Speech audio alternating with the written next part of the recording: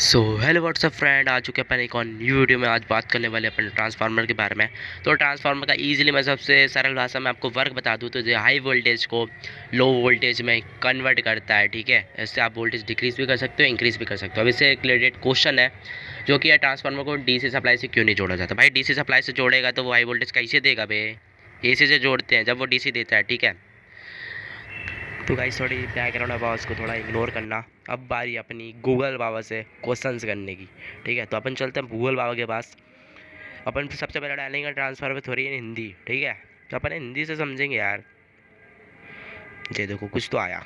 11th 12th notes इन हिंदी के मुताबिक transformer का सिद्धांत, प्रिंसिपल ऑफ ट्रांसफॉर्मर इन हिंदी, यह अन्योन्य प्रेरण के सिद्धांत पर कार्य करता है, जिसके अनुसार जब एक कुंडली में प्रवाहित धारा के मान में परिवर्तन किया जाता है तो इसके पास रखी अन्य कुंडली में प्रेरण के कारण विद्युत वाहक बल उत्पन्न होता। तो गाइस से इसने गूगल बाबा ने बताया कि नॉन प्रेरण के सिद्धांत पर कार्य करता है। नॉन प्रेरण के सिद्धांत एक उस पर जो ट्रांसफार्मर है उसके सिद्धांत पर ही कार्य करता है। और इसके अनुसार जब अपन इसकी एक कुंडली पर धारा प्रभावित करते हैं ना, तो इसकी जो दूसरी तरफ की जो तांबे की कुंडली होती है, पैरिंग होती है ना, उसमें भी धारा प्रभावित होने लगती है। तो आई थिंक आप सबको पहले से ही पता होगा। ठीक है, तो अब इससे रिलेटेड जो क्वेश्चंस होते हैं ना वन शॉट से रिलेटेड, अपन वो जानेंगे। बस बने रहो वीडियो में। ट्रांसफार्मर का जो थर्ड क्वेश्चन देखो आप, ट्रांसफार्मर का क्या कार्य है। जे पीपल जो ऑल्सो ज़्यादा का क्वेश्चंस पूछे गए ना, जो वो क्वेश्चन है देखो ऊपर लिखा है, पीपल ऑल्सो आस्किंग। जो सबसे ज़्यादा क्वेश्चन से पूछे गए ट्रांसफर से रिलेटेड, ट्रांसफार्मर का क्या कार्य है।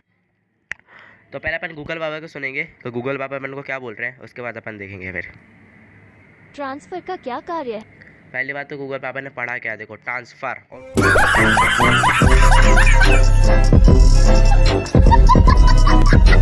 ऊपर लिखा भी ट्रांसफर है। मैंने ट्रांसफार्मर बोल दिया, नीचे ट्रांसफार्मर लिखा है, ऊपर ट्रांसफर लिखा है। अबे साले कभी मेरा माफ करना, गुस्से में इधर उधर निकल जाता हूँ। ठीक है, best Hindi blog in India के मुताबिक ट्रांसफॉर्मर का कार्य एक, इनका इस्तेमाल वोल्टेज लेवल को इंक्रीज या डिक्रीज करने के लिए इस्तेमाल होता है एक सर्किट से दूसरे सर्किट में। जहां देखो गाइस, जैसे मैंने स्टार्टिंग के वीडियो में बता ही दिया था कि इसका इस्तेमाल वोल्टेज को इंक्रीज तथा डिक्रीज करने में, मतलब हाई वोल्टेज को इंक्रीज या डिक्रीज करने में किया जाता है। आप उसको इंक्रीज भी कर सकते हो और डिक्रीज भी कर सकते हो, इसलिए ट्रांसफार्मर का इस्तेमाल किया जा सकता है। ठीक है, और क्या लिया इसमें, बस इतना ही है। ठीक है, ट्रांसफार्मर का क्या में इतना ही है। तो ट्रांसफार्मर मैं वन शॉट वीडियो बना रहा हूँ, ठीक है ना, डिटेल में नहीं बताऊँगा, only for this one shot चल रही है। आप सिर्फ थोड़ा बहुत जानकारी ले सकते हो ट्रांसफार्मर के इस वीडियो में रिलेटेड ट्रांसफार्मर से। ट्रांसफार्मर कितने वोल्ट का होता है, जी तो भाई मुझे भी जानना है। नीचे से सेकंड क्वेश्चन है, ट्रांसफार्मर कितने वोल्ट का होता है। ठीक है, चलो देखते हैं, पहले गूगल बाबा की सुने। ट्रांसफॉर्मर कितने वोल्ट का होता है? इलेक्ट्रिकल बाबा के मुताबिक भाई किसके मुताबिक? इलेक्ट्रिक बाबा के मुताबिक। वाओ, वो होता है 3 फेज 440 वोल्ट और सिंगल फेज 230 वोल्ट। इन सब से हमें ये समझ आता है कि निर्माण किए गए 11,000 वोल्ट को ही 440 वोल्ट और 230 वोल्ट तक कम किया जाता है। अच्छा, तो गाइस देखो, तीन फेज में जो होता है 440 वोल्ट का, और जो सेकंड सिंगल फेज में होता है 220 वोल्ट का। और जब इसी का निर्माण किया जाता है 11,000 जब वोल्ट होता है ना, इसी को अपन 440 वोल्ट में कन्वर्ट करते हैं और 230 वोल्ट में कन्वर्ट करते हैं। अपने जो घर पे जो फेज आता है ना, वो होता है 220 होता है वोल्टेज। ठीक है, तो 220 वोल्टेज अपने घरों में जो ट्रांसफार्मर यूज़ होता है वो होम थिएटर वगैरह रेडियो में वो छोटे ट्रांसफार्मर होती है। और जी 11,000 वोल्ट जो है ना, जी हाईएस्ट ट्रांसफार्मर का है, जो स्टेट लेवल के जो पावर सप्लाई होती है ना अपने घरों वगैरह में, जो वहाँ पर जो ट्रांसफार्मर जो स्टेट लेवल का होता है वहाँ पर यूज़ होते हैं। तो जी 11,000 वोल्ट अपने घर वाले का मत समझ लेना, नहीं तो भरोसा चले कि किसी को बोल दो तो बेइज्जती हो जाए। ट्रांसफार्मर कितने वोल्टेज का, चलो जी देख लिया।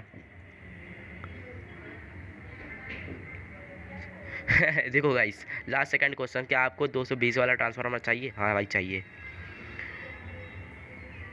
क्या आपको 220V के लिए ट्रांसफॉर्मर चाहिए? सेप्टेक्स के मुताबिक यदि आपका डिवाइस केवल 220 वोल्ट्स, 230V या 240V शामिल है, तो आपको एक कन्वर्टर या ट्रांसफार्मर की आवश्यकता होगी जो वोल्टेज को 110-120 वोल्ट्स देशों में बिजली देने के लिए सेटअप अप करेगा। देखो, देशों में बिजली देने के लिए सेटअप अप करेगा, दिखा है ना, मतलब अपने घर में जो बिजली होती है ना वो 220 वोल्ट आती है, ऊपर लिखा है डिवाइस केवल 220 वोल्ट। अपने घरों के लिए ज़्यादा ट्रांसफार्मर अपने घर में यूज़ होता है, ठीक है। घर में यूज़ नहीं होता मतलब होम थिएटर वगैरह में यूज़ होता है, अपने घर में यूज़ नहीं होता। ट्रांसफार्मर किसका बना होता है, चलो ये भी देख लेते हैं। ट्रांसफॉर्मर किसका बना होता है? टेक्स्टबुक.com के मुताबिक ट्रांसफॉर्मर विद्युत चुंबकीय प्रेरण और अन्योन्य प्रेरण के मूल सिद्धांतों पर काम करता है। ट्रांसफॉर्मर का क्रोड नर्म लौह का बना होता है। तो गाइस इसमें नरम लोहा वो एकदम नाजुक वाला लोहा था, अगर उसको हाथ से में मोड़ेंगे ना तो वो मुड़ जाएगा। और नरम लोहे का उपयोग इसलिए किया जाता है क्योंकि उसके जो बीच में एयर्स है ना वो इतनी पैक होना चाहिए कि वहाँ पर बिल्कुल भी विद्युत धारा इधर उधर प्रभावित ना हो, बिल्कुल भी वेस्ट ना हो, इसलिए उसे नरम लोहे से बनाया जाता है, ठीक है। 12 वोल्ट का ट्रांसफार्मर क्या करता है? क्या ट्रांसफार्मर में तेल होता है? देखो एक और अच्छा कैसा, गाइस गलत वे में मत लेना, ट्रांसफार्मर में तेल होता है, बट कौन सा होता है वो मैं बाद में पता करके बताऊंगा, अभी मुझे खुद को भी नहीं पता। चलो गूगल बाबा से पूछेंगे कौन सा तेल होता है ट्रांसफार्मर में, ठीक है। क्या ट्रांसफॉर्मर में तेल होता है? साउथ वेस्ट इलेक्ट्रिक को के मुताबिक आज अधिकांश ट्रांसफॉर्मर अभी भी खनिज तेल से भरे हुए हैं, लेकिन अन्य प्रकार के तेल अधिक से अधिक लोकप्रिय हो रहे हैं और चुनने के लिए कुछ भिन्न प्रकार हैं। कुछ वैकल्पिक तरल पदार्थों के लाभ हैं, जैसे उच्च आग और इंडोर उपयोग या पर्यावरण के अनुकूल विशेषताओं के लिए फ्लैश पॉइंट। तो गाइस अपन को पता चल गया इसमें कौन सा तेल होता है, खनिज तेल से भरा हुआ होता है इसमें खनिज तेल। तो गाइस इसमें खनिज तेल कुछ वोल्टेज डिक्रीजिंग के लिए भरा जाता है कि डिक्रीज ना हो, और ये तेल ना उबलने लगता है बहुत बारी को, तो इसके लिए ना ऊपर इसमें एक टैंक टाइप का लगाया जाता है, उसके थ्रू ना वहाँ पर से फिर एयर वगैरह आती है, जिससे हीट होने से बचता है। नहीं तो ट्रांसफार्मर गाइस बहुत ज़्यादा हीट होता है, इसके हीट होने के कारण ही जो वो इलेक्ट्रिसिटी होती है वो बहुत ज़्यादा वेस्टिंग होती है। उस वेस्टिंग को रोकने के लिए लोग कूल करने के लिए ट्रांसफार्मर को ऊपर एक वो लगाते हैं टैंक, जिसके थ्रू ये एयर अंदर आती है, एयर बाहर जाती है, फ्रेश एयर अंदर आती है, और जो इसकी हॉट एयर होती है गर्म एयर वो बाहर जाती है, ठीक है। ट्रांसफार्मर में कौन सा नुकसान भाई ये क्या है? ट्रांसफार्मर में मुख्य रूप से 2 प्रकार की हानियाँ होती हैं, लोहा हानि, तामा हानि। तो लोहा इसमें ज़्यादा प्रयोग किया जाता है। लोहा हानि क्या पता है क्या ही मतलब है लोहा हानि का, और तामा हानि, लोहा और तामा दोनों ही उपयोग किया जाता है, आयरन और कॉपर, ठीक है। इसके अलावा ट्रांसफार्मर में कितनी ऊर्जा नष्ट होती है, ये भी अच्छा क्वेश्चन है, एक सुनते हैं चलो। ट्रांसफॉर्मर में कितनी ऊर्जा नष्ट होती है? कंसल्टिंग स्पेसिफाइंग इंजीनियर के मुताबिक इंजीनियर के कोर और मुताबिक कॉइल नुकसान, कॉइल लॉस को लोड लॉस भी कहा जाता है, क्योंकि वे ट्रांसफॉर्मर पर लोड के समानुपाती होते हैं। ये कॉइल नुकसान कोर के लिए 0.5% नुकसान और कुल भार के 1.5% से 2% के बीच के अंतर को बनाते हैं। देखो कोर और कॉइल ट्रांसफॉर्मर में कितनी कोर और कॉइल नुकसान है, ठीक है ना। कोर वही कोल और कॉइल वही होता है जो रैपिंग होती है ना उसकी तांबे की, वहाँ पर बहुत ज़्यादा नुकसान होता है। और दूसरा वो उसके कारण भी होता है, हीटिंग के कारण भी होता है, ठीक है। ट्रांसफार्मर कितने वाट का होता है, वो हीटिंग का नुकसान पहले हुआ करता था, उसको रोकने के लिए उन लोगों ने एयर वाला वो करा था, नहीं तो ट्रांसफार्मर ना ज़्यादा गर्म होने के कारण फट भी सकता है, इसलिए वहाँ पे उसमें कूल एयर अंदर डलवानी पड़ती है। और वहाँ पे एक वो भी लगाया जाता है, एक कुछ होता है जो ना जो एयर में बहुत सारे कण होते हैं ना, बहुत ज़्यादा बेकार चीज़ें, वो अंदर जाने नहीं देता, एकदम फ्रेश एयर अंदर जाने देता है, नहीं तो कुछ कण वगैरह चले जाएंगे ना अंदर, धूल वगैरह, तो वो भी ट्रांसफार्मर को ख़राब कर सकती है। ट्रांसफार्मर कितने वाट का उपयोग करता है? 1 से 5 वाट के आदेश पर। चलो ये छोड़ो,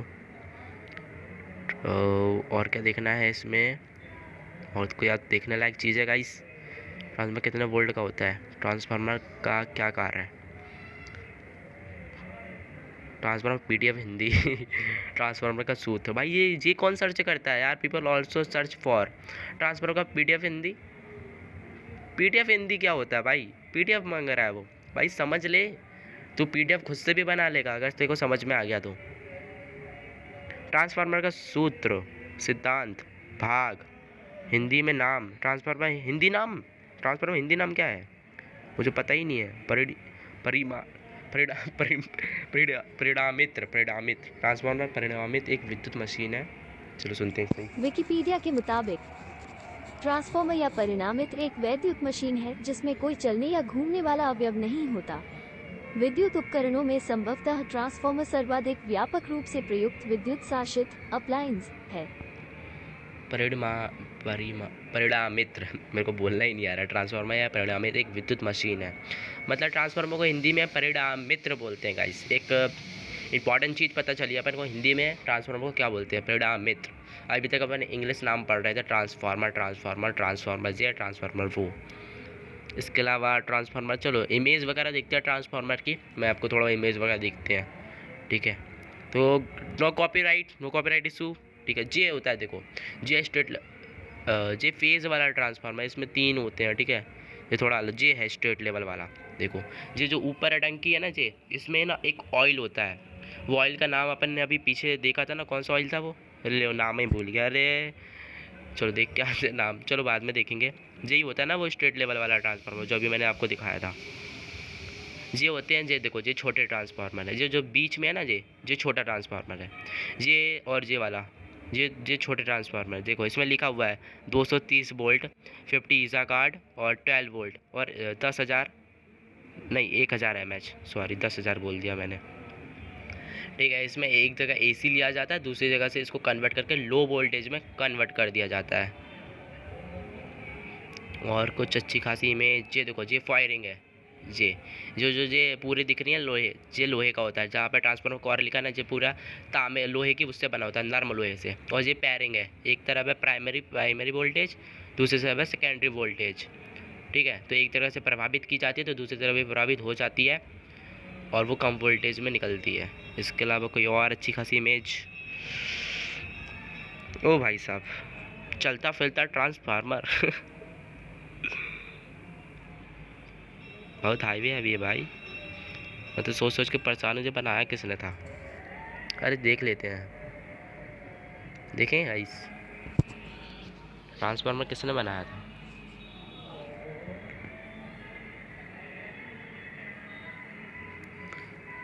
तो आई थिंक सो और कुछ नहीं है अभी इसमें, बस इतना ही है। ओहो चलो कुछ भी समझ में नहीं आ रहा है इसमें, चलो भाई सरल शब्दों में ट्रांसफार्मर।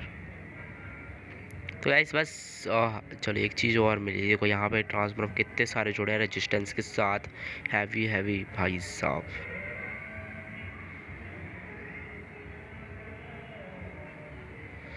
तो गाइस बस आज की वीडियो में इतना ही था।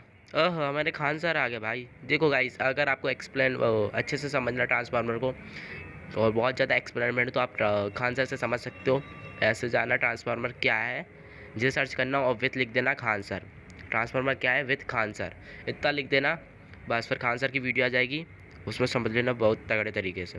मैंने 1 शॉट वीडियो बनाई थी, आपको 1 शॉट में बताया बस कि ये सिद्धांत किस सिद्धांत में काम करता है, तो अन्योन्य प्रेरणा के सिद्धांत पर काम करता है और फैराडे के नियम के मुताबिक होता है, ठीक है।